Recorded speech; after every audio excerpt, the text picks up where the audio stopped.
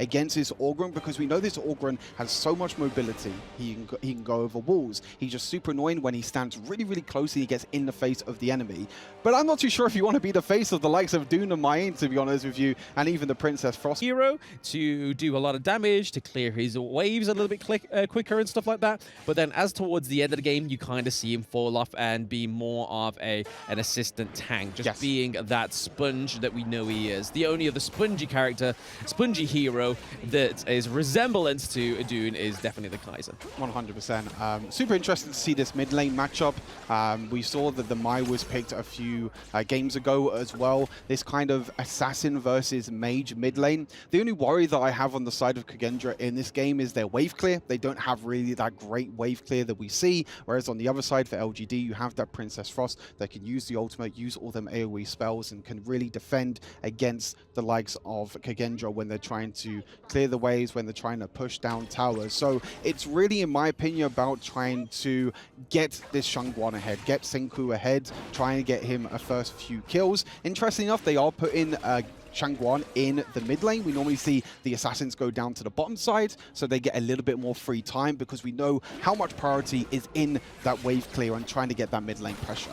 Yep, it opens up a lot of doors and a lot of opportunities for those that are able to take that priority in the mid lane and also take the T1 turret. It's because it just opens up a huge buffet for whoever claims that T1. But again, this is a very coy early game. There is no sort of aggression, no massive engages. So this could be the difference here, but I feel like the Modsu pick here is definitely denying the Ogryn being access into the back line of the side of LGD. I think it's probably a really, really good draft here on LGD for taking the Modsu rather than going for something a little bit more practical that we've seen recently, which is like the Liempo. Yeah, I mean, with that Dune pick as well, you know that you have that front line already, so you don't really need that front line from the support role that we've seen for Lysa Shangfei, was obviously got banned this game, and also Liempo. So getting going for that support, there's a little bit of damage in the mid lane there for Princess Frost.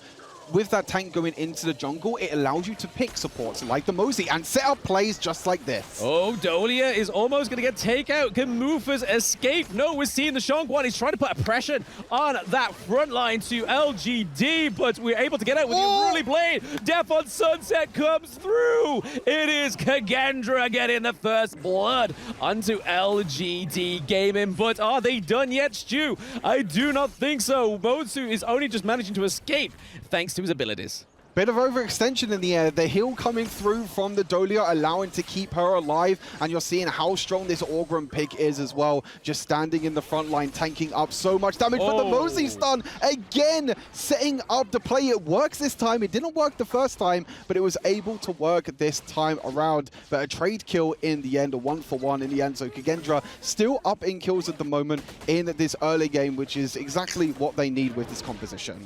Yes, I don't think we can call out LGD Hold up. anytime soon, but we saw that Shangguan was able to do quite a bit of damage onto Princess Frost, not quite being able to re-engage. A double knockup. Can they get the minion hit? Oh, Musang King with the assist of the MVP minion in the mid. All of her abilities to be able to get her ultimate in the end as well, to jump up, become untargetable, and do all this damage. But the setup play at the moment from this LGD squad has been so perfect. There was one little hiccup that we saw that they overextended a little bit, but other than that little hiccup at the moment, LGD are looking incredibly strong in this game. Yeah, and here's a few of the stats and itemizations going through. So AXA Tournament coming onto the Mayin, but a little bit less about that. We're seeing a bit more of a aggressive engage here from KAGE. They are not quite done. They want to bring the fun to LGD. They don't want to be waiting to be the victim or be the one that's going to be cut out. But there we go. Hans takes down Princess Frost, and Modsu in the back is getting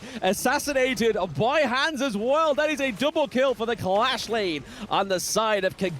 JR goes down. Oh, what a trade. 3-1 for KAGE answering. But I just want to go back to what that replay was showing there. Princess Frost winter is coming. It's as if they knew they were in Saudi. It was like, there's no winter here, baby. It's not going to stop the side of KAGE for getting that 3-1 trade. So it was really well played there by KAGE. Again, like you said, second hiccup, Stu. But that could be another hiccup here. The first of potentially many here for KAGE. That T2 going down in the farm lane, and we're already seeing a massive aggression. Even though there's a Vanguard on the side of KAGE, we could see the T3, the higher ground turret, going down 9 minutes in game, and it is the Shadow Tyrant, so it is going to be enhanced now. So we are getting into that 10-minute mark, Stu. This is pretty much considered, for those that have not watched any Honor of Kings, this is getting into the late game for these two teams, and this is definitely not a KPL Dream Team game because it would have been over a minute ago. But none of that. We don't want to undershine the LGD right now as they're looking to try and take their second higher ground turret from KAGE. There is plenty of effort from the backline here trying to deny and take down that minion wave. But going in. Still going for it. Death on Sunset comes through. We see that all grain is already gone down. And then another Death on Sunset just trying to push away the LGD. But Musang King takes down Hans. He's like, I'm sick of the Death on Sunset. Just give it a rest. JR takes down Mufa. It is another 4-0 trade. Down goes one, but this could be the downfall of the Crystal for KAGE. Again, LGD taking in the second victory today from KAGE.